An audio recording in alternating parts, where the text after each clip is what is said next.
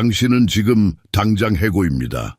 이 말은 효빈에게 폭탄처럼 떨어졌고 그녀는 발 아래 바닥이 사라지는 느낌이었다. 그녀의 아들 강원이는 어머니의 다리를 붙잡고 정소연 부장의 고함 소리에 떨고 있었다. 단 하루 만에 이 한국의 싱글맘은 구로동의 작은 아파트 생활을 유지해주던 직장을 잃었다. 모두 부모가 아파서 아들을 사무실에 데려올 수밖에 없었기 때문이었다. 그들이 몰랐던 것은 재벌 법률사무소의 대표 윤석호가 위층 사무실에서 모든 상황을 지켜보고 있었다는 사실이었다. 그의 눈에는 무언가가 깨어나고 있었다. 분노와 감탄이 뒤섞인 감정으로 그 순간 그는 결정을 내렸다. 그 후 24시간 동안 일어난 일은 서울 전체를 충격에 빠뜨렸고 때로는 한 문이 닫힐 때 다른 문이 열린다는 것을 증명했다. 누구도 거절할 수 없는 제안과 함께 효빈은 어떤 굴욕들이 사실은 놀라운 여정의 시작일 수 있다는 것을 곧 알게 될 것이었다. 이 채널을 구독해 주시길 초대합니다. 매 이야기마다 여러분을 놀라게 하고 여러분의 일상을 더 즐겁고 여유롭게 만들어 드릴 것을 약속드립니다. 함께 하시겠어요? 겸손한 어머니가 아들을 데려왔다는 이유로 해고되었지만 재벌 사장은 모든 것을 보고 침묵을 지킬 수 없었다. 서효빈은 자신의 온 세상이 순식간에 무너져 내리는 것을 느꼈다. 압구정의 호화로운 고층 빌딩에 자리 잡은 윤석호 앤 파트너스 법률사무소의 대리석 로비 한가운데 서서 그녀는 자신의 8살 된 아들 강원이의 작은 손을 꼭 붙잡고 있었다. 정소연 부장의 차갑고 계산된 목소리가 사무실 전체에 울려 퍼졌고 모든 직원들의 시선은 마치 공개 처형을 지켜보듯 그들을 향해 있었다. 이건 완전히 용납할 수 없는 일이에요, 효빈 씨. 정소연이 가늘게 뜬 눈으로 손가락으로 가리키며 소리쳤다. 그녀의 목소리에는 오랫동안 기다려온 기회를 마침내 잡았다는 승리감이 배어 있었다. 여기는 전문적인 법률 사무소지 어린이집이 아니에요. 회사 정책은 명확해요. 어떤 상황에서도 작업장에 아이를 데려오는 것은 허용되지 않습니다. 강원이는 어머니의 다리를 꼭 붙잡고 낯선 여자의 고함 소리에 몸을 떨었다.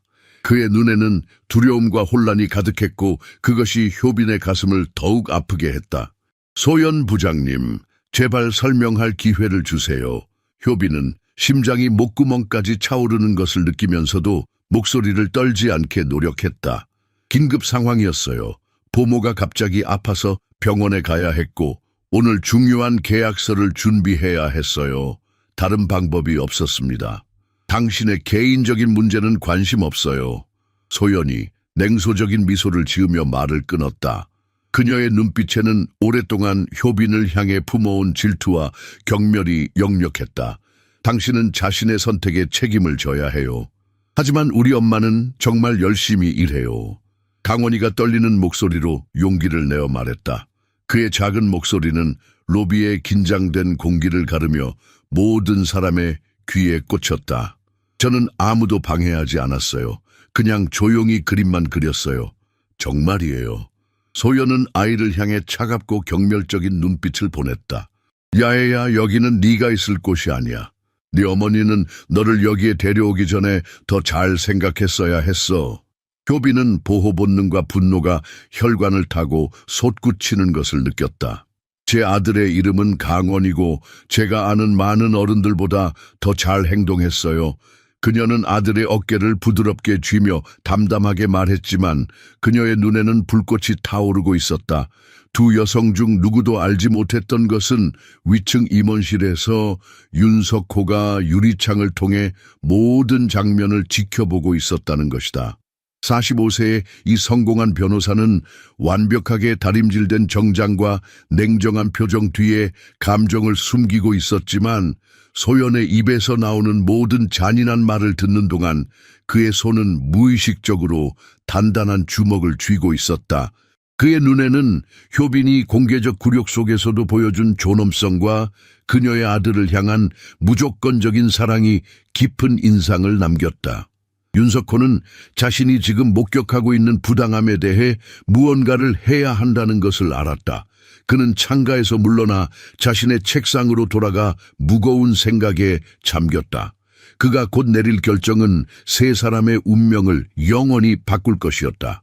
효빈에게 그 아침은 평소와 같이 시작되었다. 새벽 5시 30분 구로동의 작은 원룸 아파트에서 알람 소리가 고요한 공기를 찢었다.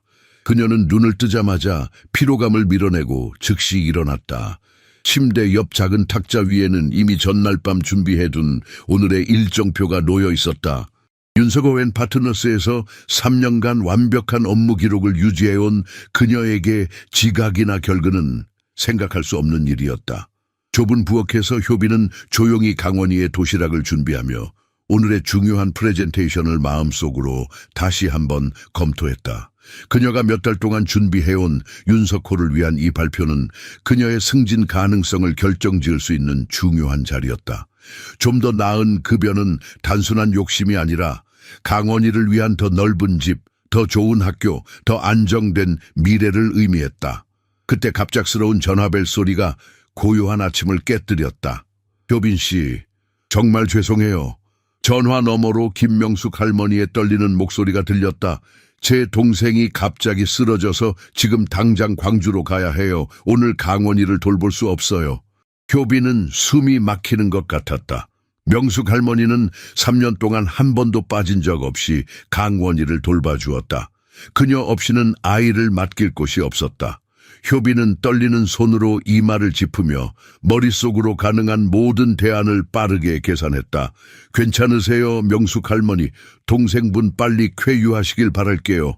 효빈은 자신의 패닉을 숨기며 침착하게 대답했다.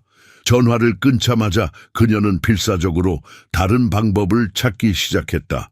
먼저 경기도에 사는 언니에게 전화했지만 이미 출근 준비 중이었다. 직장에 휴가를 내는 것도 고려했지만 오늘의 발표는 절대 미룰 수 없는 것이었다. 이웃들에게도 연락해 보았지만 이른 아침 시간이라 아무도 받지 않았다. 엄마, 무슨 일이에요? 효빈은 부엌 입구에 서 있는 강원희를 보고 깜짝 놀랐다. 공룡 무늬 파자마를 입은 그는 졸린 눈을 비비며 어머니의 걱정 가득한 얼굴을 바라보고 있었다. 그의 까만 머리는 여기저기 삐져나와 있었고 작은 얼굴은 아직 잠에서 덜 깬 모습이었다. 별일 아니야 우리 아들. 효빈은 미소를 지으려 노력하며 대답했다. 명숙 할머니가 오늘 오실 수 없다고 해서. 강원희는 어머니의 불안을 즉시 감지했다. 8살이지만 그는 이미 어른스러운 통찰력을 가지고 있었다. 홀로 그를 키우며 생계를 꾸려가는 어머니의 고단한 삶을 보며 자란 그는 어린 나이에도 불구하고 상황을 이해하는 능력이 뛰어났다.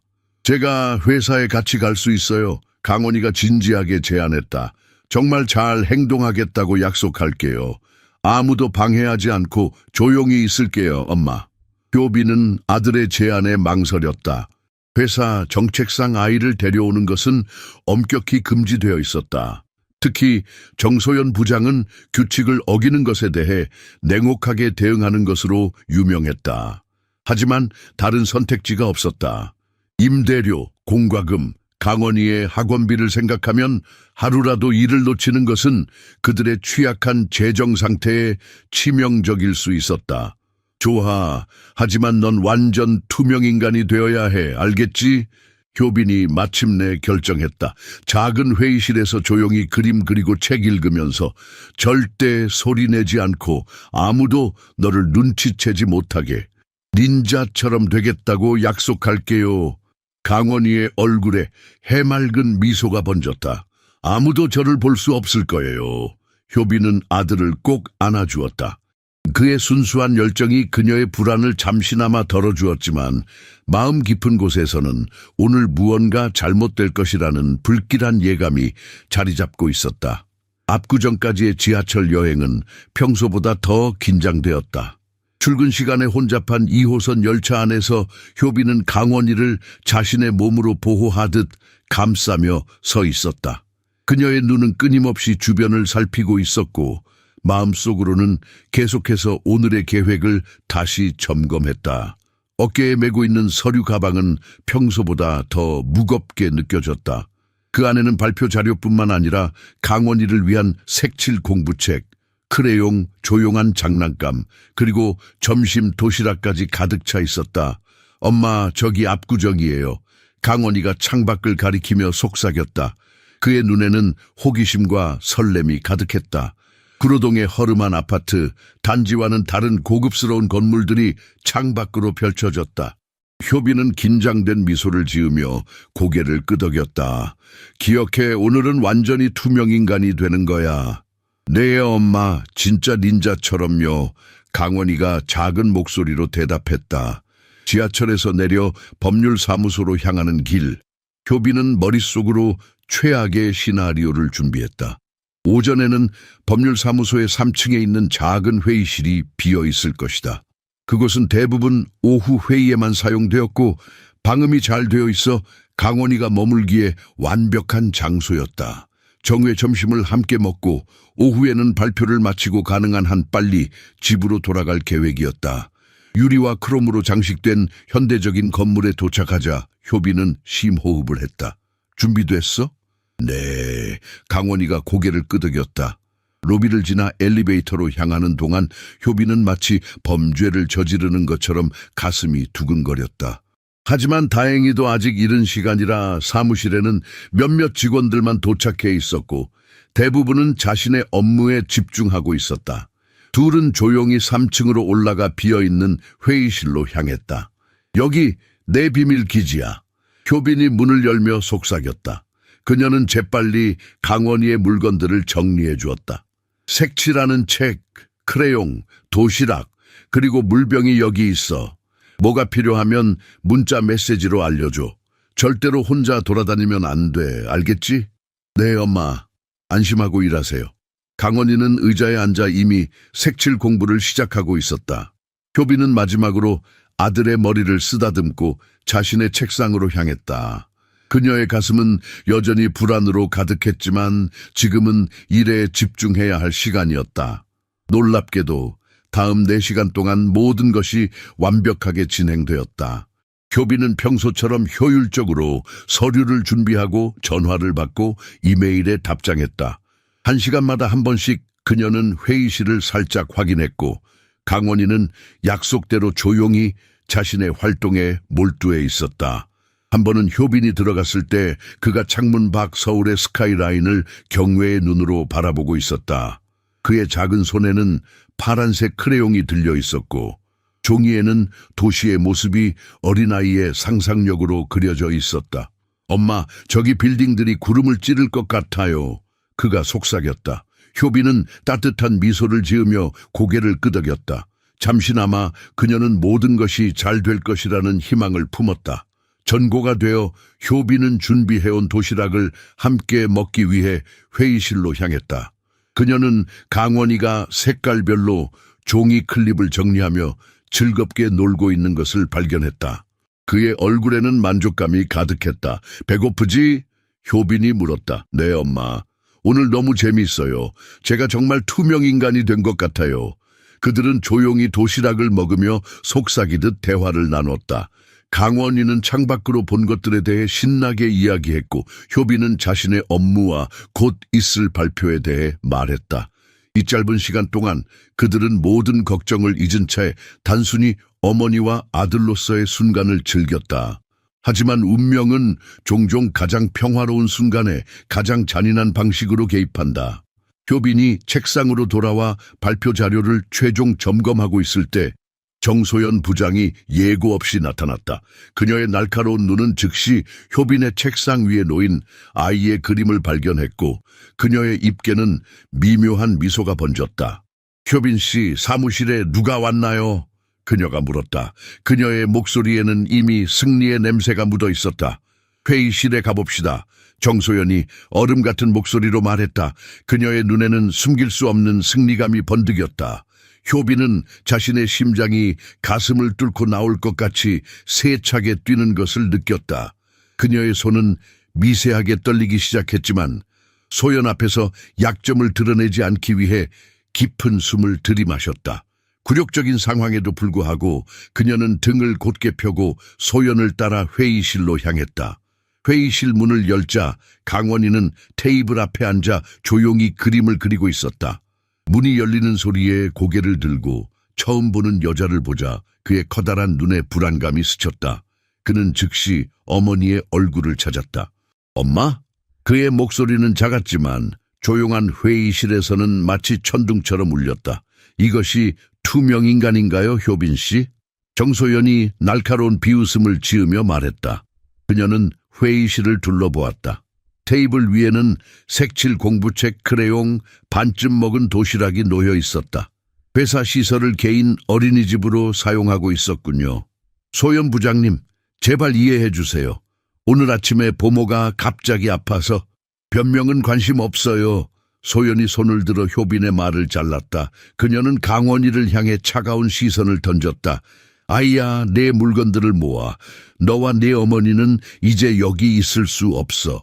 강원이의 눈에 눈물이 고이기 시작했다. 그는 어머니를 향해 도움을 청하는 시선을 보냈다. 엄마, 제가 뭔가 잘못했어요. 효빈은 아들에게 다가가 그를 부드럽게 안아주었다. 아니야, 우리 아들. 넌 아무것도 잘못한 게 없어. 이건 모두 엄마 잘못이야. 그녀는 강원이의 물건들을 정리하기 시작했지만 손이 너무 떨려 크레용을 바닥에 떨어뜨렸다. 사무실로 오세요. 정소연이 명령했다. 이 일을 모두에게 알려야겠어요. 효빈은 얼굴이 창백해졌다. 여기서 해결할 수 없을까요? 아들이 겁을 먹고 있어요. 회사 정책 위반은 심각한 문제예요. 모두가 알아야 해요. 소연의 목소리에는 잔인한 만족감이 배어 있었다. 강원이의 손을 잡고 효빈은 소연을 따라 메인 사무실로 향했다. 복도를 걸으면서 그녀는 점점 다가오는 공개적 수치심에 대비해 자신을 정신적으로 준비시키려 했다.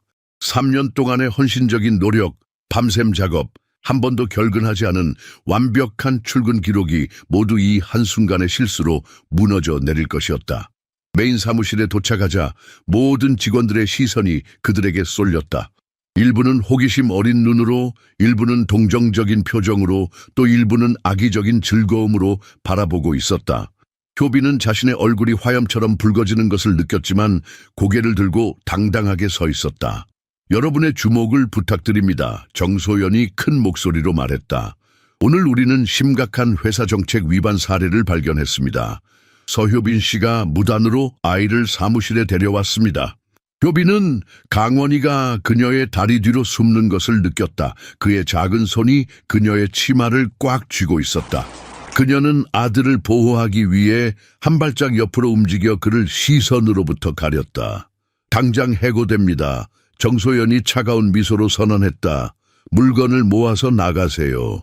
효빈은 다리가 떨리는 것을 느꼈지만 마지막 존엄성을 지키기 위해 노력했다. 소연 부장님, 저는 3년 동안 하루도 빠지지 않고 불만 없이 여기서 일했습니다. 제 기록은 흠잡을 데 없습니다. 당신의 기록은 이제 중요하지 않아요.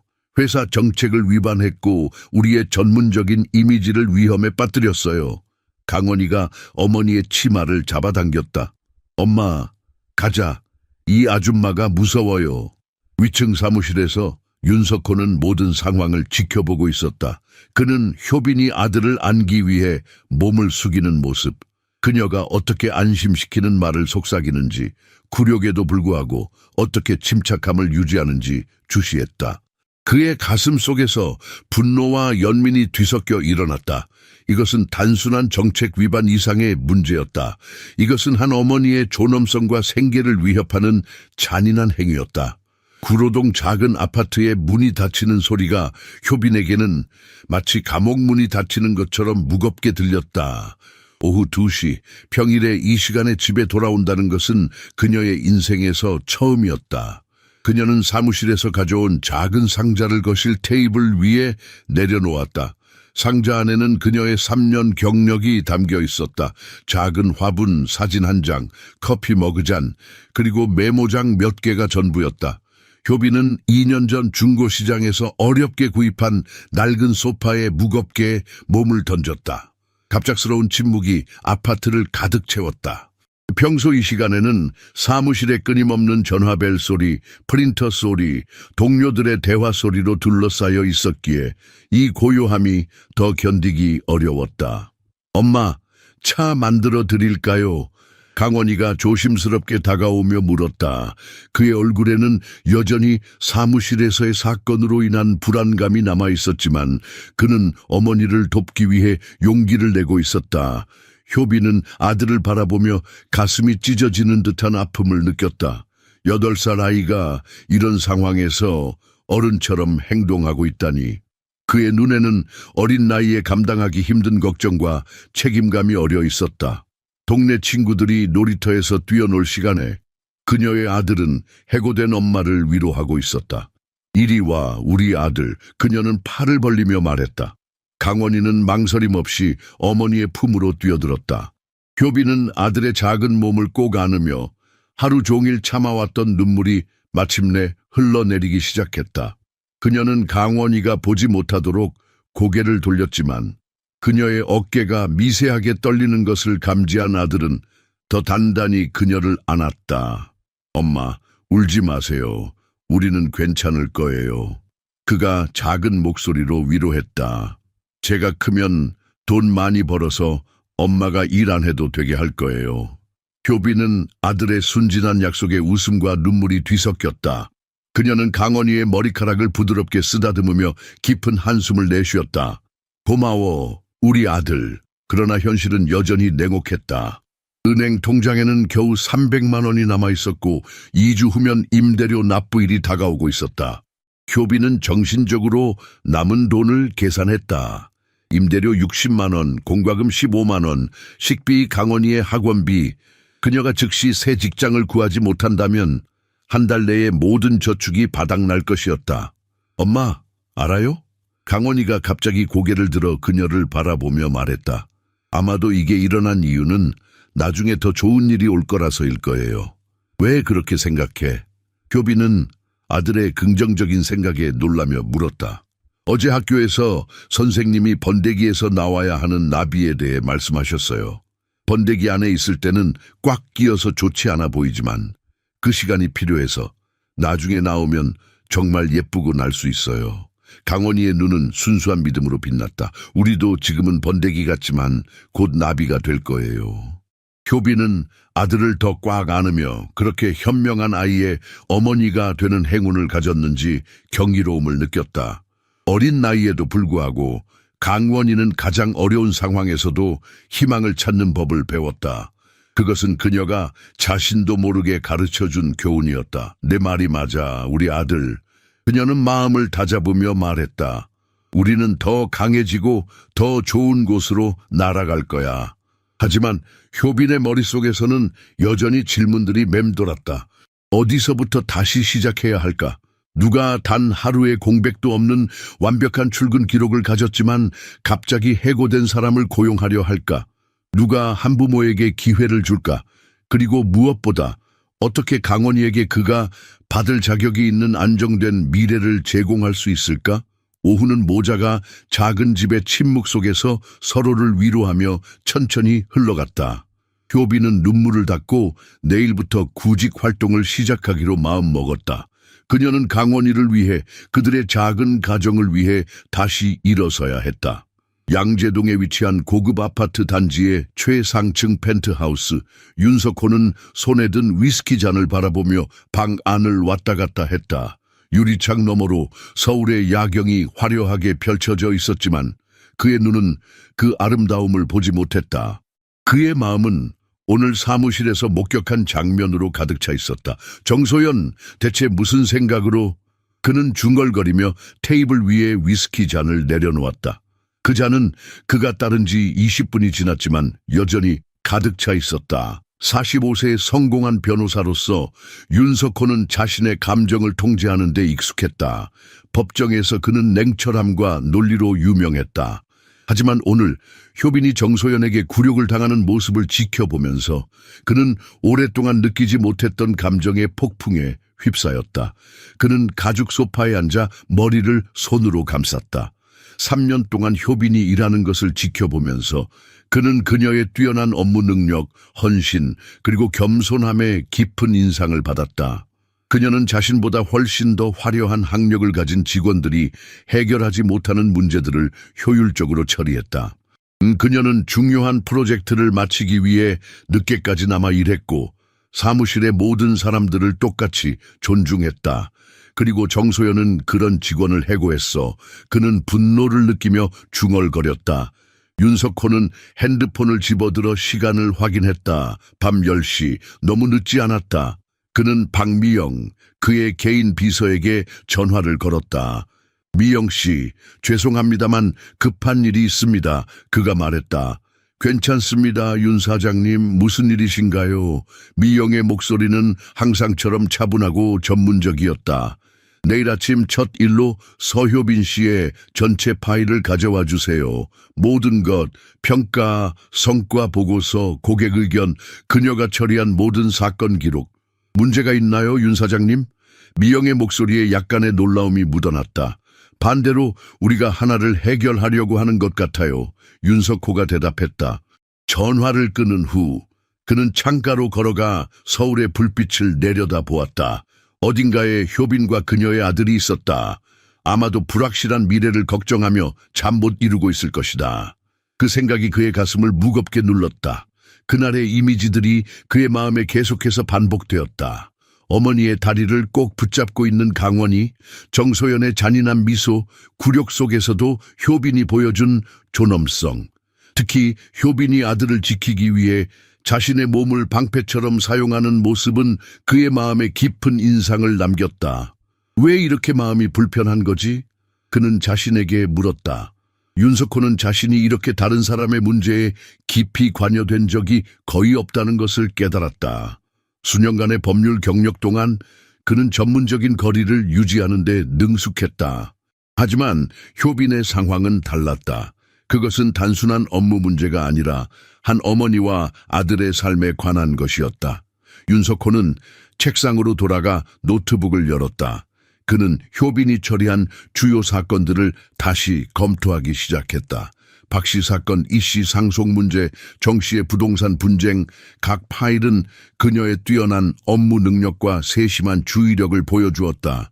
문득 그는 자신의 가족 사진이 담긴 액자를 바라보았다.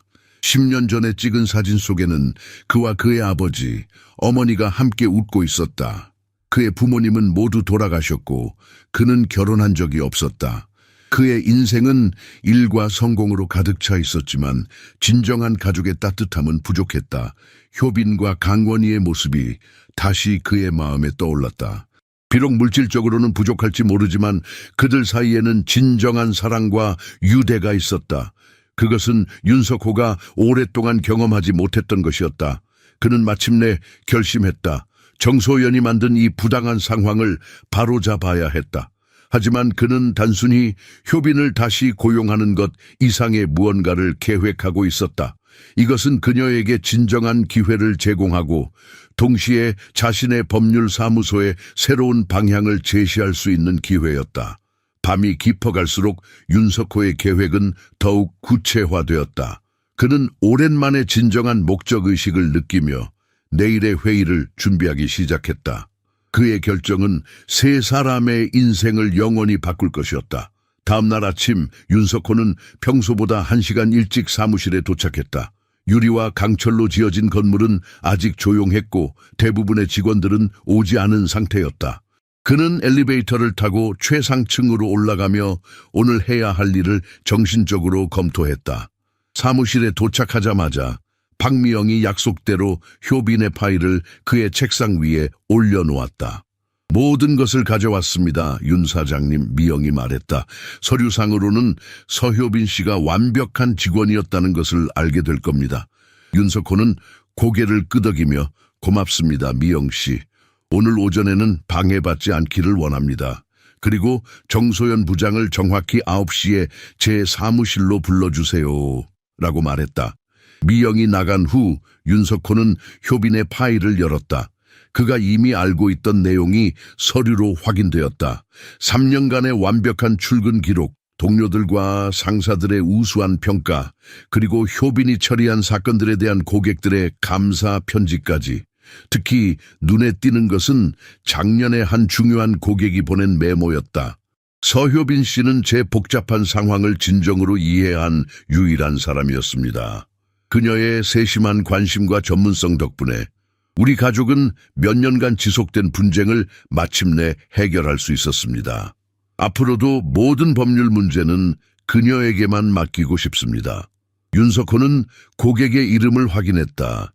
이상진, 국내 최대 건설회사 중 하나의 CEO였다. 효빈이 이런 중요한 고객의 신뢰를 얻었다는 사실이 그를 더욱 놀라게 했다. 그는 파일을 넘기며 효빈의 배경에 대해 더 알게 되었다. 서울대학교 법학과를 우수한 성적으로 졸업했지만 아들을 홀로 키우기 위해 변호사 시험을 준비하는 대신 바로 취업의 길을 택했다. 그녀의 이력서에는 한 부모라는 표시가 있었고 그것이 아마도 그녀가 더 높은 자리로 승진하지 못한 이유 중 하나였을 것이다. 윤석호는 또한 보안 카메라 영상도 검토했다. 영상은 그가 어제 목격한 모든 것을 확인해 주었다. 정소연이 공개적으로 효빈을 모욕하는 장면, 강원희를 향한 그녀의 냉담한 태도, 그리고 무엇보다 다른 직원들의 반응이 명확히 보였다. 대부분은 불편해 보였고 일부는 효빈에게 동정적인 시선을 보냈다. 그러나 아무도 나서서 그녀를 돕지 않았다. 몇몇 영상을 더 검토하면서 윤석호는 과거의 정소연이 효빈을 대하는 방식에서 일관된 패턴을 발견했다.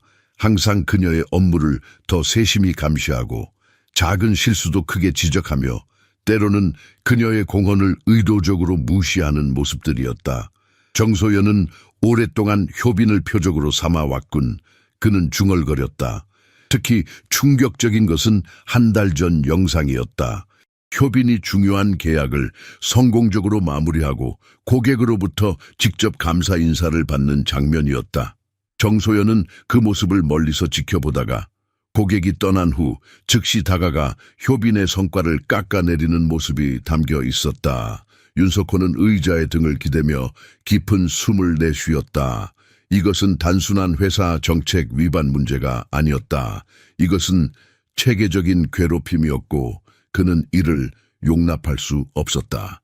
사무실 밖에서 소리가 들리기 시작했다. 직원들이 하나둘씩 출근하고 있었다. 시계를 보니 9시가 다가오고 있었다. 곧 정소연과의 대면이 있을 것이다. 윤석호는 증거를 정리하고 마음을 다잡았다. 오늘 그는 단순히 회사의 CEO가 아니라 정의를 실현하는 판사의 역할을 해야 했다. 정확히 9시 정소연이 윤석호의 사무실 문을 두드렸다. 그녀는 완벽하게 차려입은 정장 차림이었고 얼굴에는 자신감 넘치는 미소가 번져 있었다. 들어오세요. 윤석호가 냉정한 목소리로 말했다. 정소연은 사무실에 들어서며 계산된 미소를 지었다. 안녕하세요, 윤 사장님. 어제 상황을 어떻게 처리했는지 보고 드리러 왔습니다. 모든 직원들이 회사 정책의 중요성을 확실히 이해하게 되었을 겁니다. 윤석호는 대답하지 않고 그저 책상 위에 놓인 서류들을 바라보았다. 침묵이 사무실을 가득 채웠다. 정소연은 불편함을 느끼며 목을 가다듬었다. 윤 사장님? 소연 씨 정확히 왜 효빈 씨를 해고했는지 설명해 주세요. 윤석호가 마침내 고개를 들어 그녀를 날카롭게 쳐다보며 물었다. 글쎄요, 이미 말씀드렸듯이 그녀는 아들을 직장에 데려옴으로써 회사 정책을 위반했습니다.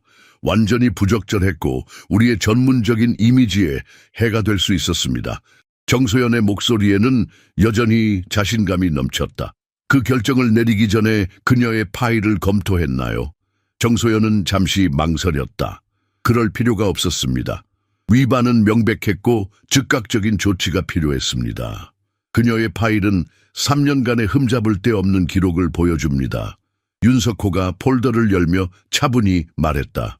결근 영회, 우수한 평가, 고객들의 극찬, 심지어 이상진 회장 같은 VIP 고객이 특별히 그녀를 지명한 기록도 있습니다.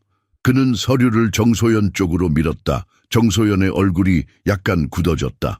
그럼에도 불구하고 규칙은 규칙입니다. 예외를 만들기 시작하면 통제력을 잃게 됩니다.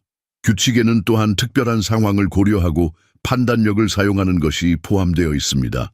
윤석호가 차분하지만 단호하게 말했다. 그것은 분명히 당신이 적용하지 않은 것입니다. 저는 단지 회사의 이익을 위해 행동했습니다. 정소연이 약간 목소리를 높이며 방어적으로 대답했다. 윤석호는 태블릿을 집어들어 화면을 켰다. 이것은 지난 6개월간의 보안 카메라 영상입니다. 그가 말했다. 여기서 당신이 효빈 씨를 어떻게 대하는지 매우 흥미로운 패턴이 보입니다. 정소연의 얼굴이 창백해지기 시작했다. 그녀는 불안하게 의자에서 몸을 움직였다. 당신은 그녀의 업적을 일관되게 깎아내리고 다른 직원들 앞에서 그녀를 모욕하고 심지어 그녀가 성공적으로 마무리한 프로젝트에 대한 공로를 가로채기까지 했습니다. 그건 오해입니다. 저는 단지 오해가 아닙니다.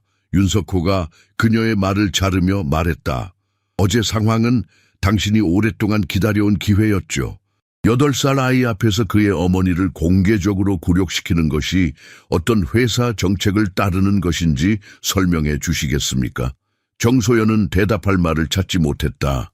그녀의 손이 무의식적으로 떨리기 시작했다. 제가 다른 직원들과도 이야기했습니다. 윤석호가 가차없이 계속했다. 당신이 효빈 씨와 오랫동안 문제가 있었던 것 같아요. 그녀가 당신의 화려한 학위가 없음에도 불구하고 당신보다 더 유능하다는 것이 당신을 괴롭혔나요? 그건 아니. 저는 결코 정소연의 목소리가 흔들렸다. 윤석호는 책상 위에 손을 올려놓고 앞으로 기울였다. 그의 눈은 차갑고 단호했다. 정소연 씨 권력 남용과 적대적인 직장 환경 조성으로 해고됩니다. 사무실을 정리할 시간은 1시간입니다. 정소연은 믿을 수 없다는 표정으로 그를 쳐다보았다. 하지만 제가 얼마나 이 회사에 헌신했는지 아시잖아요. 7년이나 일했어요. 그리고 그 7년 동안 당신은 권력을 남용하고 동료들을 괴롭혔습니다. 우리 회사는 그런 행동을 용납하지 않습니다. 윤석호가 단호하게 말했다. 보안 요원이 당신의 짐을 싸는 것을 도울 겁니다. 정소연의 얼굴이 분노와 굴욕으로 일그러졌다. 그녀는 말없이 일어서서 사무실을 나갔다. 문이 닫히자마자 윤석호는 깊은 숨을 내쉬었다. 정의는 실현되었지만 이것은 단지 시작일 뿐이었다. 그는 미영에게 전화를 걸었다. 효빈 씨의 연락처를 찾아주세요. 그녀와 만날 약속을 잡고 싶습니다. 이미 찾아놓았습니다. 미영이 대답했다. 언제 연락드릴까요? 지금 바로요. 그리고 연남동 지역의 사무실 공간을 알아봐 주세요. 새로운 법률 사무소를 열 계획입니다. 효빈은 그날 아침을 구직 활동으로 시작했다. 이력서를 여러 법률 사무소에 보내고 인맥을 통해 일자리 정보를 알아보았지만 반응은 냉담했다. 윤석호 앤 파트너스에서 갑자기 해고된 이유를 물어볼 때마다 그녀는 목이 메는 것을 느꼈다. 진실을 말하자니 불리했고 거짓말을 하자니 양심이 허락하지 않았다. 효빈 씨, 그녀가 방문한 한 법률사무소의 인사 담당자가 말했다. 윤석호 앤 파트너스는 업계에서 가장 명성 있는 회사 중 하나입니다. 그곳에서의 이직 사유가 명확하지 않으면 우리도 위험을 감수하기 어렵습니다. 효빈은 공손하게 고개를 숙이고 사무실을 나왔다. 압구정의 번화한 거리에 서서 그녀는 자신이 이전보다 더 작고 무력하게 느껴졌다. 서울의 봄 하늘은 맑았지만 그녀의 마음속은 어두운 구름으로 가득했다.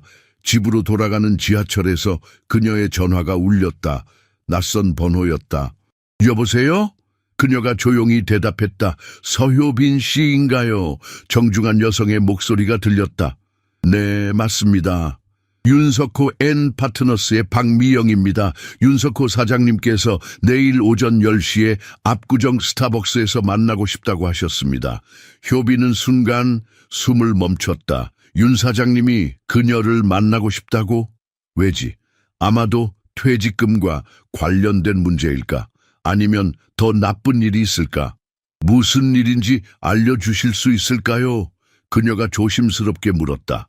자세한 내용은 사장님께서 직접 말씀하실 거라고 하셨습니다.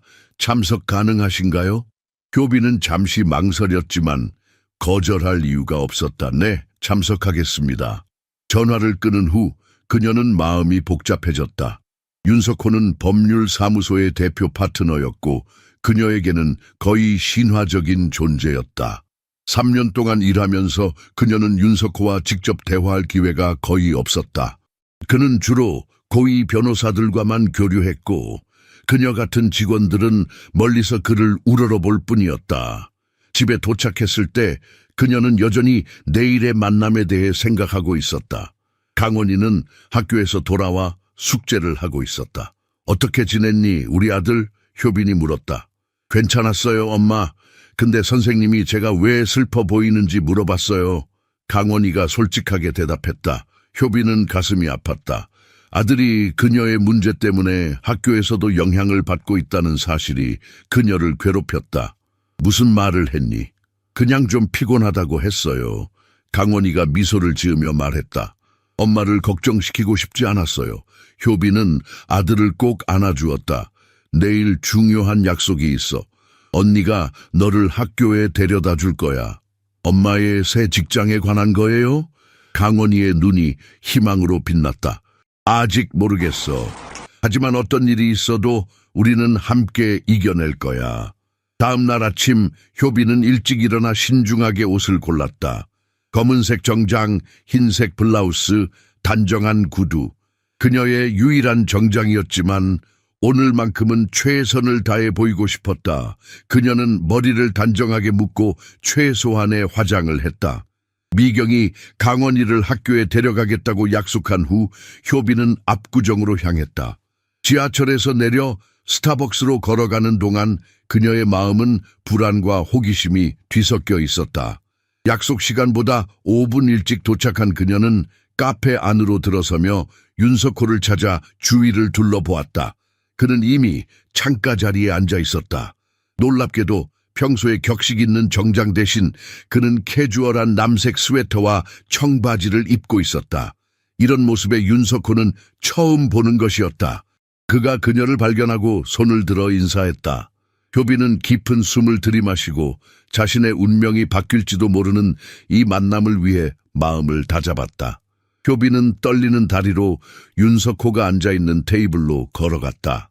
카페의 아침 손님들 사이로 지나가면서 그녀는 자신의 외모를 마지막으로 점검했다. 단정한 머리, 구겨지지 않은 블라우스, 똑바른 자세.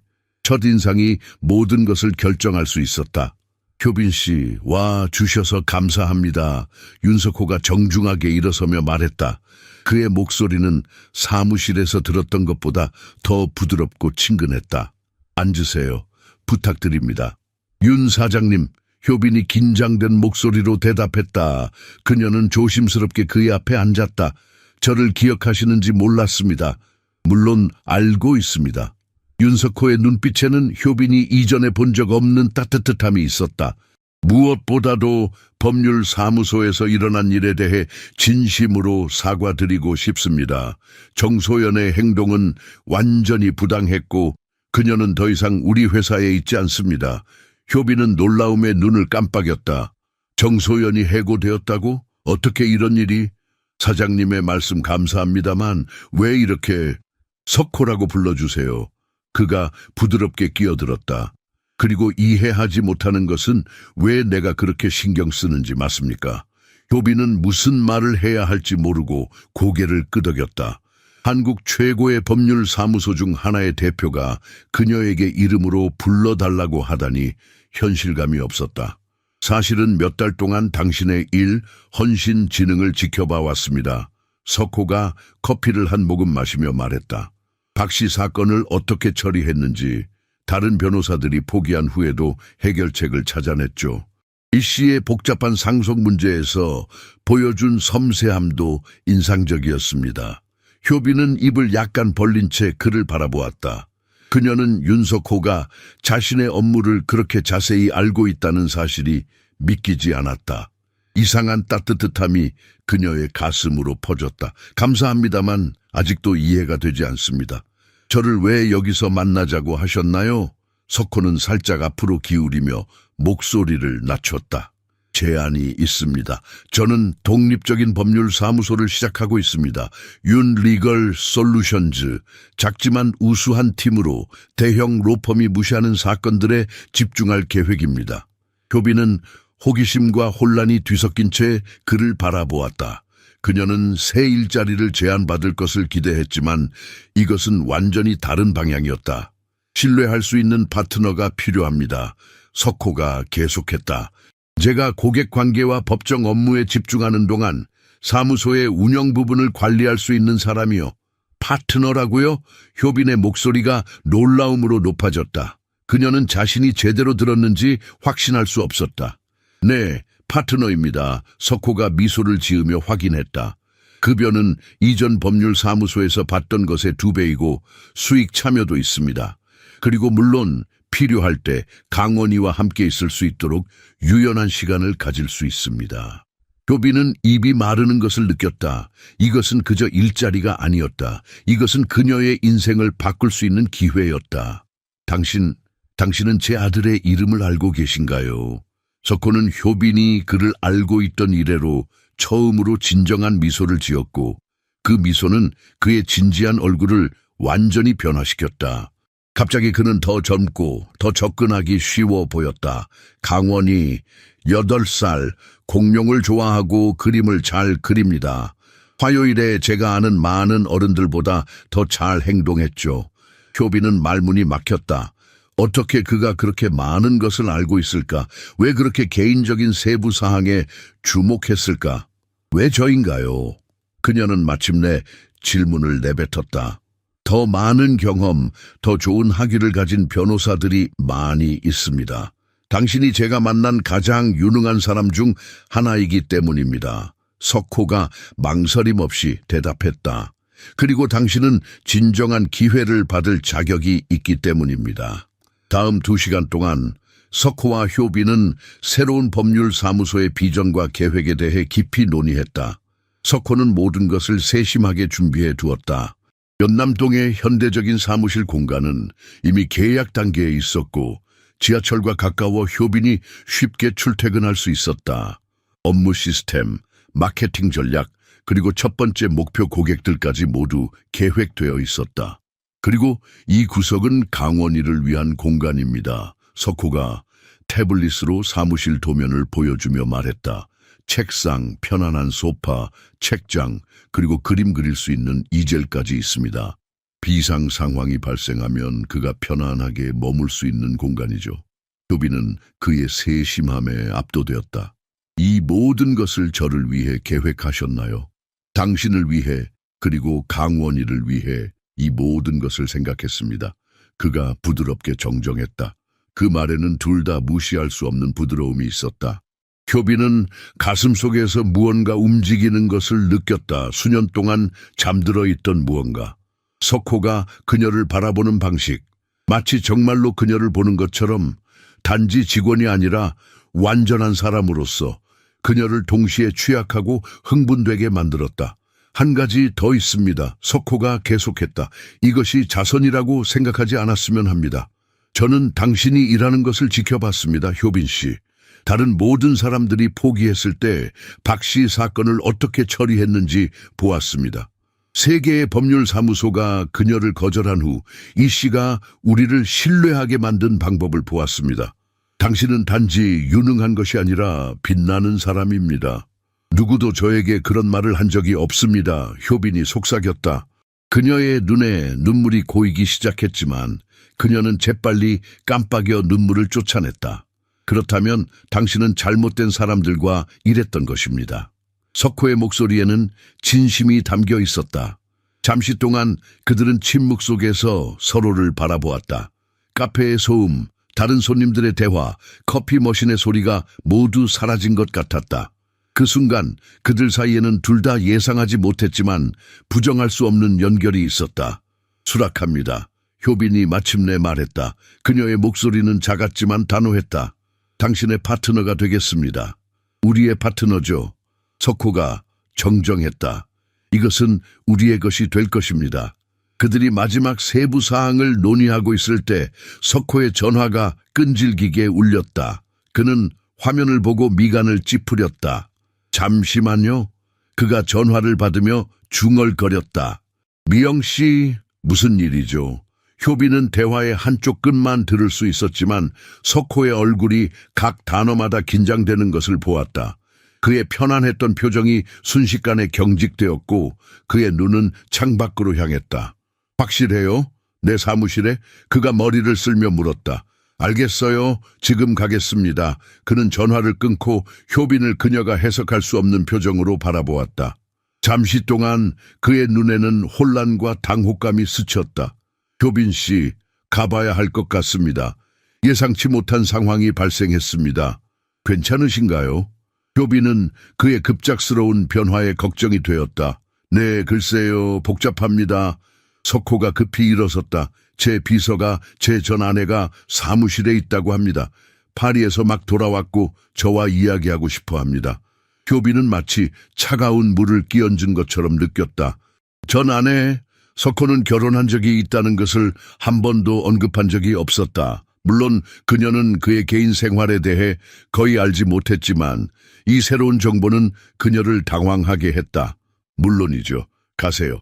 그녀는 목소리를 중립적으로 유지하려고 노력하며 말했다. 나중에 이야기를 마무리할 수 있습니다. 석호는 잠시 망설이는 듯했다. 마치 무언가 더 말하고 싶은 것처럼 보였지만 시간이 없었다. 네, 내일 연락드리겠습니다. 사무실 계약에 대한 세부 사항을 확인하고 싶습니다. 그는 서둘러 카페를 나갔고 효빈은 홀로 남겨졌다. 그녀는 반쯤 마신 커피잔을 바라보며 생각에 잠겼다. 불과 몇 분 전까지만 해도 모든 것이 완벽하게 진행되는 것 같았다. 새로운 시작, 더 나은 미래, 그리고 이상하게도 석호와의 예상치 못한 연결까지. 하지만 이제 그의 과거가 갑자기 나타나면서 그녀는 불확실함을 느꼈다. 전 아내라고 했지. 그녀는 자신에게 상기시켰다. 그리고 우리는 단지 비즈니스 파트너일 뿐이야. 하지만 왜 그녀의 마음은 이렇게 동요하고 있는 걸까? 일주일 후 효빈은 윤리걸 솔루션즈의 새 사무실에 완전히 정착했다. 연남동의 건물 4층에 위치한 이 공간은 석호가 약속한 것보다 훨씬 더 좋았다. 현대적이면서도 아늑한 인테리어, 자연광이 풍부하게 들어오는 큰 창문, 그리고 약속대로 강원이를 위한 특별한 공간이 마련되어 있었다. 작은 책상, 편안한 소파, 그림 도구, 심지어 그가 좋아하는 공룡 모형까지 세심하게 준비되어 있었다. 엄마, 이곳은 정말 멋져요. 강원이가 첫날 사무실 구석구석을 탐험하며 말했다. 그의 눈은 흥분으로 빛났고 효빈은 오랜만에 아들의 얼굴에서 순수한 기쁨을 보았다. 윤 사장님이 정말로 이 모든 것을 우리를 위해 만드셨어요? 내가 더 잘 일할 수 있도록 우리 아들. 효빈이 대답했지만 마음속으로는 그녀도 같은 질문을 하고 있었다. 왜 석호는 그들에게 이렇게 친절한 걸까? 단순한 비즈니스 결정 이상의 무언가가 있는 것 같았다. 그러나 카페에서의 그 오후 이후로 무언가가 변했다. 석호는 여전히 전문적이고 정중했지만 그들의 대화 중에 보여준 따뜻함이 사라진 것 같았다. 그는 거리를 두고 일찍 와서 늦게 가고 그들의 상호작용은 엄격하게 업무적인 것으로 제한되었다. 효빈은 일에 집중하려고 노력했다. 첫 고객들이 도착하기 시작했고 그녀는 모든 사건에 열정을 쏟아부었다. 가정폭력으로 고통받는 여성을 위한 법적 지원, 소규모 사업자의 계약 분쟁, 부당 해고 사건. 각각의 케이스는 그녀의 전문 지식과 공감 능력을 필요로 했다. 그러나 석호의 행동 변화를 알아차리지 않을 수 없었다. 그가 그녀를 대하는 방식에는 미묘한 냉담함이 있었고 때로는 그가 무언가에 괴로워하는 것처럼 보였다. 두 번째 주 수요일, 그녀가 몇 가지 서류를 정리하고 있을 때 석호의 전화가 옆방에서 울리는 것을 들었다. 문이 살짝 열려 있었고 엿듣고자 하는 의도는 없었지만 대화를 듣지 않을 수 없었다. 세리나, 이미 말했잖아요. 지금은 좋은 시간이 아니라고. 석호가 긴장된 목소리로 말했다. 새 법률 사무소로 바쁩니다. 효빈은 위장에 매듭이 지어지는 것을 느꼈다. 세리나, 그것이 전 아내의 이름이어야 했다. 아니요, 내 아파트에서 이야기할 수 없어요. 적절하지 않을 거예요. 긴 휴지가 있었다. 효빈은 자신이 사적인 대화를 엿듣고 있다는 것을 알았지만 발걸음을 옮길 수 없었다. 좋아요. 내일 점심을 위해 만나겠습니다. 하지만 단지 모든 것을 한 번에 정리하기 위해서입니다. 석호가 전화를 끊은 후 효빈은 서둘러 자신의 사무실로 돌아갔다. 그녀의 마음은 혼란스러웠다. 왜 그녀는 이렇게 동요하고 있는 걸까? 석호의 개인 생활은 그녀와 상관이 없었다. 그들은 단지 비즈니스 파트너일 뿐이었다. 그럼에도 불구하고 그녀는 무언가 실망감을 느꼈다. 그날 저녁 강원이를 재운 후 효빈은 거실에 앉아 생각에 잠겼다. 이제 그들은 구로동의 작은 원룸에서 조금 더 넓은 아파트로 이사할 수 있는 경제적 여유가 생겼다. 새 직장에서의 첫 월급은 그녀의 예상을 훨씬 뛰어넘었고 강원이에게 더 나은 환경을 제공할 수 있게 되었다. 하지만 그녀의 마음 한구석에는 불안감이 자리 잡고 있었다. 석호의 전 아내가 갑자기 나타난 것은 무엇을 의미하는 걸까? 그리고 왜 석호는 그녀에게 그의 결혼에 대해 한 번도 언급하지 않았을까? 다음 날 효빈이 점심을 위해 사무실을 나서려 할 때 엘리베이터가 열리고 한 여성이 걸어 나왔다. 그녀는 키가 크고 금발이었으며 최신 유행의 디자이너 옷을 입고 있었다. 그녀의 걸음걸이에는 자신감이 넘쳤고 화장은 완벽했다. 실례합니다. 여성이 효빈에게 말을 걸었다. 윤석호를 찾고 있어요. 효빈은 즉시 알았다. 이 여자가 세리나였다. 그녀는 마치 파리 패션쇼에서 막 걸어 나온 것 같은 아름다움과 세련됨을 가지고 있었다. 효빈은 자신의 소박한 옷차림과 비교하며 갑자기 작게 느껴졌다. 안쪽 사무실에 계십니다. 효빈이 최대한 전문적으로 대답했다. 소개해 드릴까요? 고맙지만 내가 직접 찾아갈게요.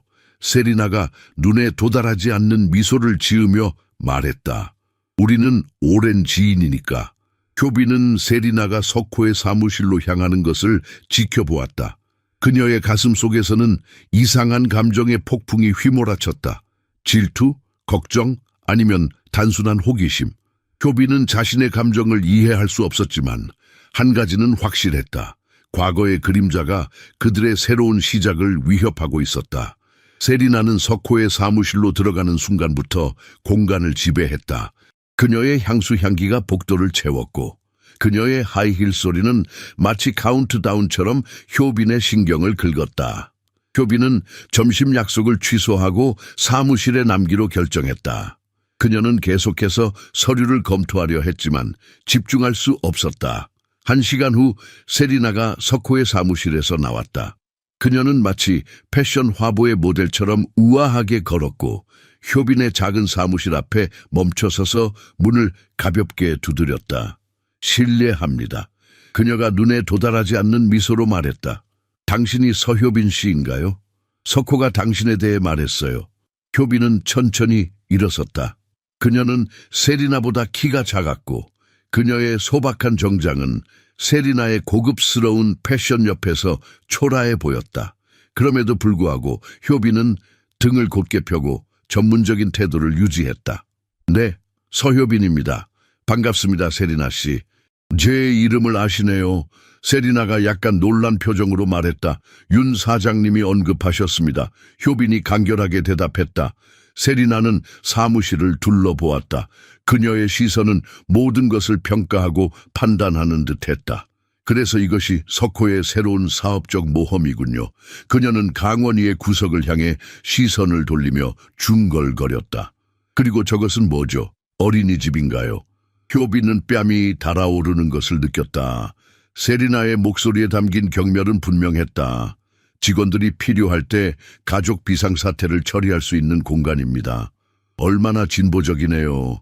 세리나가 분명히 반대를 나타내는 어조로 말했다. 한국의 새로운 트렌드인가 봐요.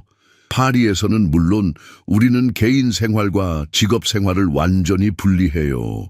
각자의 방식이 있겠지요. 효빈이 차분하게 대답했다. 저희는 일과 가족의 균형이 성공적인 비즈니스의 핵심이라고 믿습니다. 세리나의 눈이 약간 좁아졌다. 석호와 얼마나 오래 알고 지내셨나요? 3년 정도요. 윤석호 앤 파트너스에서 일했습니다. 아, 그의 비서셨군요. 세리나가 이해했다는 듯이 고개를 끄덕였다. 아니요, 법률 보조원이었습니다. 효빈이 정정했다. 그리고 이제는 비즈니스 파트너입니다. 파트너라고요? 세리나의 목소리에 놀라움이 묻어났다. 흥미롭네요. 석호는 항상 혼자 일하는 것을 선호했어요. 저와 함께 일하는 것조차 거부했으니까요. 그 순간 석호가 사무실에서 나왔다. 그는 세리나와 효빈이 대화하는 것을 보고 걱정스러운 표정을 지었다. 세리나, 가야 할 시간이에요. 그가 말했다.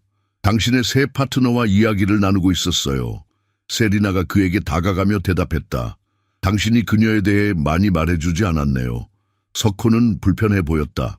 효빈 씨, 점심 먹으러 안 가셨나요? 몇 가지 마무리할 일이 있어서요. 효빈이 대답했다. 세리나는 둘 사이를 번갈아 보며 미소를 지었다. 그것은 효빈이 해석할 수 없는 미소였지만 어딘가 계산적인 느낌이 들었다. 석호, 우리 점심 약속 늦겠어요. 세리나가 그의 팔을 가볍게 잡으며 말했다. 오늘 밤 오페라 티켓에 대해 이야기해야 해요. 이미 말했듯이 관심 없어요. 석호가 그녀의 손을 부드럽게 떼어내며 말했다. 파리에 있을 때처럼 고집스럽네요. 세리나가 한숨을 쉬었다. 항상 내가 원하는 것을 거부하다가 결국에는 마음을 바꾸곤 했죠. 효빈은 자신이 불편한 삼각관계의 한 꼭지점에 서 있는 것 같은 느낌이 들었다.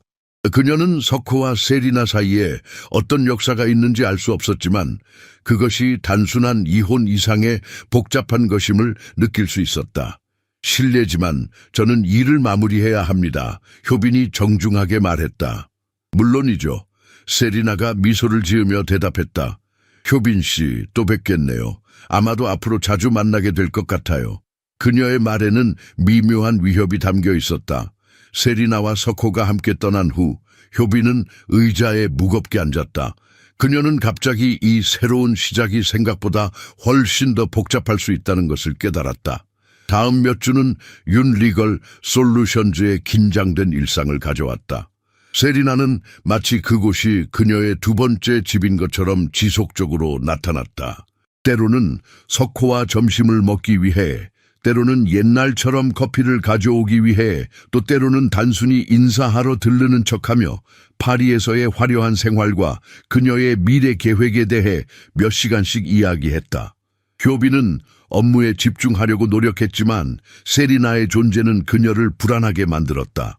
세리나는 항상 효빈을 향해 미묘한 비판과 판단의 시선을 보냈다. 특히 강원이가 학교가 끝난 후 사무실에 오면 세리나의 얼굴은 즉시 불만의 표정으로 굳어졌다. 불쌍한 아이. 어느 날 세리나가 강원이가 그의 특별한 구석에서 숙제를 하는 것을 보며 중얼거렸다. 안정적인 아버지 인물이 없는 것이 그에게 매우 어려울 거예요. 효빈은 분노로 주먹을 꽉 쥐었지만 전문가답게 침착함을 유지했다. 그녀는 세리나에게 감정적으로 반응하여 만족감을 주지 않을 것이었다. 석호는 이 모든 상황에서 불편하게 보였다. 그는 세리나의 방문을 제한하려고 시도했지만 그녀는 항상 그의 방어를 뚫고 들어오는 방법을 찾아냈다. 때로는 효빈이 석호의 사무실에서 나오는 격렬한 논쟁 소리를 들었다. 그녀는 엿듣지 않으려고 노력했지만 가끔 단어들이 그녀의 귀에 들어왔다. 우리는 끝났어. 다시 시작할 수 없어. 파리로 돌아가. 효빈과 석호의 관계는 이 모든 긴장 속에서 점점 더 형식적이고 거리감 있게 변했다.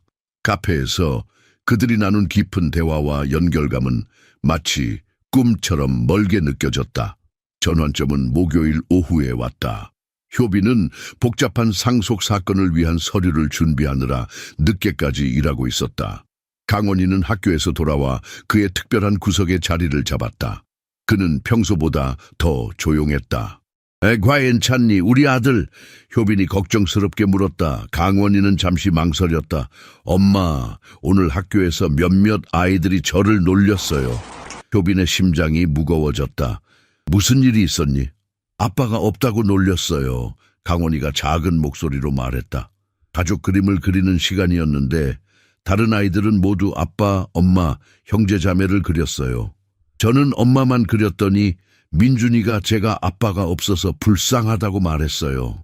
효빈은 가슴이 찢어지는 듯한 아픔을 느꼈다. 그녀는 자신의 서류를 내려놓고 아들에게 다가갔다. 강원아, 들어봐. 가족은 여러 형태가 있어. 우리는 작지만 완벽한 가족이야. 엄마가 너를 두 사람 몫으로 사랑하니까. 알아요, 엄마. 강원이가 눈물을 참으며 말했다. 그냥 가끔 다른 아이들처럼 아빠가 있으면 어땠을지 궁금해요. 효빈은 말을 잃었다. 그녀는 항상 강원이에게 최선을 다했지만 아버지의 빈자리를 채울 수는 없었다. 그녀는 아들을 꼭 안아주었다. 엄마, 우리가 끝낼 때까지 여기 당신과 함께 있어도 될까요? 강원이가 작은 목소리로 물었다. 물론이지, 우리 아들. 괜찮아? 네, 그냥 엄마와 함께 있고 싶어요. 강원이는 효빈이 일하는 동안 조용히 그림을 그리며 자신의 구석에 자리를 잡았다. 그것은 그들의 작은 두 사람 가족이 완벽하게 기능하는 순간 중 하나였다. 말이 필요 없이 서로를 지지하는 조용한 연대감이 느껴졌다. 석호도 늦게까지 사무실에서 일하고 있을 때 예고 없이 세리나가 나타났다. 그녀는 고급스러운 레스토랑에서 포장해온 음식 봉투를 들고 있었다. 석호, 내 사랑, 세리나가 효빈이 혐오하게 된 그 달콤한 목소리로 말했다. 저녁을 가져왔어요. 예전처럼 함께 저녁을 먹을 수 있을 거라고 생각했어요. 세리나, 안 돼요. 일이 많아요. 석호가 사무실에서 대답했다. 당신은 항상 일이 많지만 인생의 중요한 것들을 위한 시간도 필요해요. 세리나의 목소리는 달콤했지만 그 안에는 강철 같은 결의가 담겨 있었다. 효빈은 책상에서 일어서 상황을 확인하기 위해 조용히 복도로 나왔다. 강원이는 여전히 그의 구석에서 집중하고 있었다. 세리나는 메인 사무실로 들어와 효빈과 강원이를 보고 멈췄다. 그녀의 표정이 순간적으로 경직되었다가 곧 계산된 미소로 바뀌었다. 그녀가 거의 감추지 않은 불만의 목소리로 말했다. 당신들이 아직 여기 있는 줄 몰랐어요. 중요한 서류를 마무리하고 있습니다. 효빈이 정중하게 대답했다. 세리나는 거의 감추지 않은 불만의 표정으로 강원이를 바라보았다. 아이가 사무실에 있기에는 조금 늦은 시간이 아닌가요? 아이들은 안정적인 일상, 그들의 발달에 적절한 환경이 필요해요. 제 아들은 완벽하게 괜찮습니다. 효빈이 가슴에서 긴장이 커지는 것을 느끼며 대답했다. 그녀는 세리나의 비판이 단순한 걱정이 아니라는 것을 알았다. 그것은 그녀를 열등하고 부적절한 어머니로 보이게 하려는 의도적인 시도였다. 물론, 세리나가 거만하게 말했다. 단지 글쎄요, 이런 개인 생활과 직업 생활의 지속적인 혼합이 얼마나 부적절할 수 있는지요. 파리에서 나는 진지한 업무 공간이 특정 기준을 유지한다는 것을 배웠어요. 강원이는 공기 중에 적대감을 느끼며 그림에서 고개를 들었다. 그의 눈은 세리나가 그와 엄마에 대해 말하는 잔인한 톤 때문이 아니라 완전히 이해하지 못하는 상황 때문에 혼란스러워 보였다. 석호가 사무실에서 나왔을 때 그는 세 사람 사이의 긴장감을 즉시 감지했다. 세리나, 지금은 적절한 시간이 아니에요. 당신이 언제까지 이렇게 일할 건지 궁금했을 뿐이에요. 세리나가 미소를 지으며 말했다. 우리가 함께 저녁을 먹을 수 있을 거라고 생각했죠, 옛날처럼. 오늘은 안 돼요.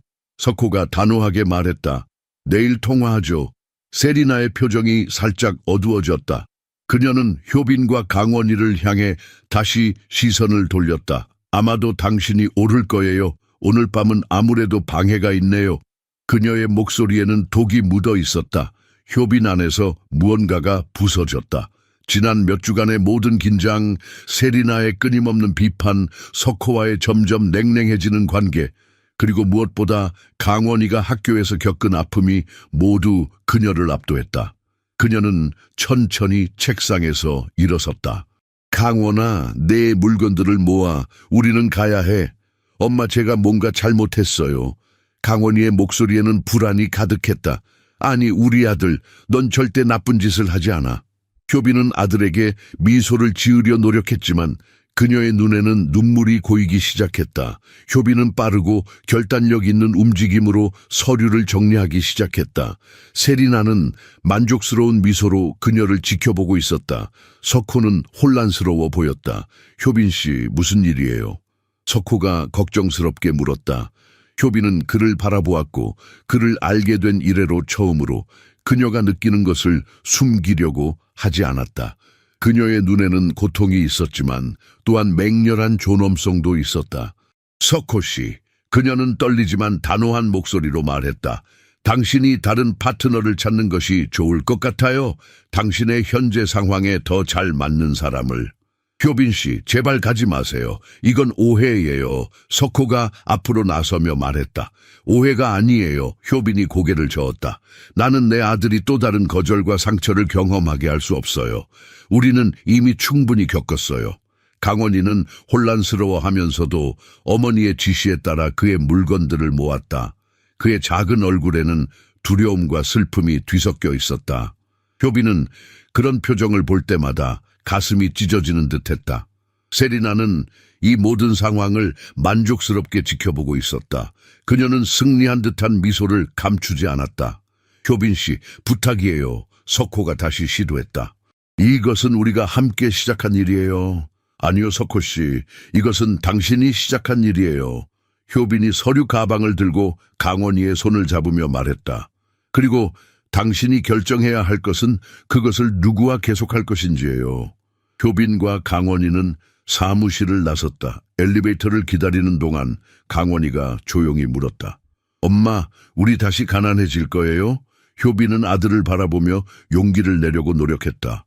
걱정 마, 우리 아들. 엄마가 항상 너를 돌볼 거야. 우리는 이전에도 어려운 시간을 이겨냈고 이번에도 그럴 거야. 그들의 삶을 영원히 바꾼 그 오후로부터 3년이 지났다. 시간은 일부 상처를 치유했고 그들이 성장할 필요가 있다는 것을 몰랐던 심장의 다른 부분들을 강화했다. 엄마, 정씨가 정사건의 서류를 가지고 왔어요. 강원이가 효빈이 석호의 사무실을 떠난 후 처음부터 세운 서효빈 앤 어소시에이츠의 리셉션에서 소리쳤다. 금방 갈게, 우리 아들. 효빈이 사무실에서 계약서를 검토하며 대답했다. 11살의 강원이는 법률사무소의 비공식적인 조수 같은 존재가 되었다. 그는 모든 고객의 이름을 알고 파일을 정리할 줄 알았으며 사람들이 기다리는 동안 편안하게 느끼게 하는 자연스러운 능력을 가지고 있었다. 학교에서 돌아오면 그는 숙제를 마친 후 어머니의 사무실에서 시간을 보내는 것을 좋아했다. 효빈의 법률사무소는 작지만 번창했다. 3명의 젊은 변호사가 그녀와 함께 일했고 그들은 다른 법률사무소들이 수익성이 낮다고 여기는 근로가정의 사건들을 변호하는 확고한 평판을 개발했다. 효빈은 그녀의 진정한 열정이 그녀와 같은 사람들을 돕는 데 있다는 것을 발견했다. 한부모, 이주 노동자들, 가정폭력 피해자들, 그들의 투쟁을 진정으로 이해할 수 있는 사람이 필요한 가정들. 이 3년 동안 그녀는 인정하고 싶은 것보다 더 많이 석회에 대해 생각했다. 그녀가 떠난 후 윤 리걸 솔루션즈가 곧 문을 닫았고 석호가 가족 법률 사무소로 돌아갔다는 소문을 들었다. 또한 세리나가 한국에 몇 달 머문 후 파리로 돌아갔다는 이야기도 들었다. 결국 그들의 과거는 현재로 이어지지 않았던 것이다. 효빈은 때때로 자신이 너무 성급하게 결정을 내렸는지 의문을 가졌다. 하지만 그녀는 자신과 강원이의 존엄성을 위해 싸웠고 그것은 후회할 일이 아니었다. 그녀가 석호의 사무실을 떠난 후 그녀는 자신의 능력과 결단력을 발견했다. 그녀는 대출을 받아 작은 사무실을 열었고 한 번에 한 사건씩 그녀의 평판을 쌓아 올렸다. 이제 그녀는 더 이상 누구의 그림자도 아니었다. 그들이 그 금요일 일찍 퇴근하기 위해 물건을 정리하는 동안 법률사무소에 전화가 울렸다. 서효빈 앤 어소시에이츠. 안녕하세요. 강원이가 완성된 전문성으로 대답했다. 안녕하세요. 효빈과 강원이 모두 갑자기 멈추게 한 목소리가 전화 너머로 들렸다. 윤석호입니다. 서효빈 변호사님과 통화할 수 있을까요? 강원이는 눈을 크게 뜨고 어머니를 바라보았다. 효빈은 심장이 너무 세게 뛰어 사무실 전체에서 들릴 수 있을 거라고 확신했다. 물론입니다. 강원이가 전화를 어머니에게 건넸다. 효빈은 깊은 숨을 들이마시고 전화를 받았다. 여보세요, 석호 씨. 효빈 씨, 오랜만입니다. 석호의 목소리는 3년 전보다 더 부드럽고 따뜻하게 들렸다. 방해해서 죄송합니다만 당신에게 제안하고 싶은 것이 있습니다. 어떤 제안인가요? 효빈이 조심스럽게 물었다. 직접 만나서 이야기하고 싶습니다. 혹시 내일 시간 되시나요? 강원이도 함께 오면 좋겠습니다. 효빈은 잠시 망설였다. 그녀는 이미 한 번 상처받았고 다시 그런 일을 겪고 싶지 않았다. 하지만 석호의 목소리에는 진심이 담겨 있었다. 어떤 내용인지 힌트라도 주실 수 있나요? 석호가 잠시 침묵했다. 제가 많은 실수를 했습니다, 효빈 씨. 그리고 지난 3년 동안 저는 제가 정말 원하는 것이 무엇인지 깨달았습니다. 우리 모두에게 두 번째 기회가 있을 수 있을까요? 효빈은 창밖을 바라보았다. 봄 햇살이 서울의 거리를 따뜻하게 비추고 있었다. 강원이는 호기심 어린 눈으로 그녀를 지켜보고 있었다. 내일 점심 우리가 처음 만났던 카페에서 만나요. 효빈이 마침내 대답했다. 전화를 끊은 후 강원이가 다가왔다. 윤 사장님이셨어요. 우리가 다시 그와 일하게 될까요? 효빈은 아들의 머리를 쓰다듬었다. 모르겠어, 우리 아들. 하지만 인생은 때때로 우리에게 두 번째 기회를 줘. 그리고 때로는 끝이 새로운 시작이 되기도 해. 그녀는 창밖을 바라보며 미소를 지었다. 내일은 새로운 날이 될 것이다. 그리고 이번에는 그녀는 자신이 누구인지, 무엇을 원하는지 정확히 알고 있었다. 그녀는 더 이상 두렵지 않았다. 어떤 일이 일어나든 그녀는 이미 자신의 가치를 증명했고 그 누구의 승인도 필요하지 않았다. 3년 후 두 번째 기회는 때때로 우리가 가장 기대하지 않을 때 오며 현명한 아이가 오래전에 그렸던 가족을 구축할 가능성을 가져온다.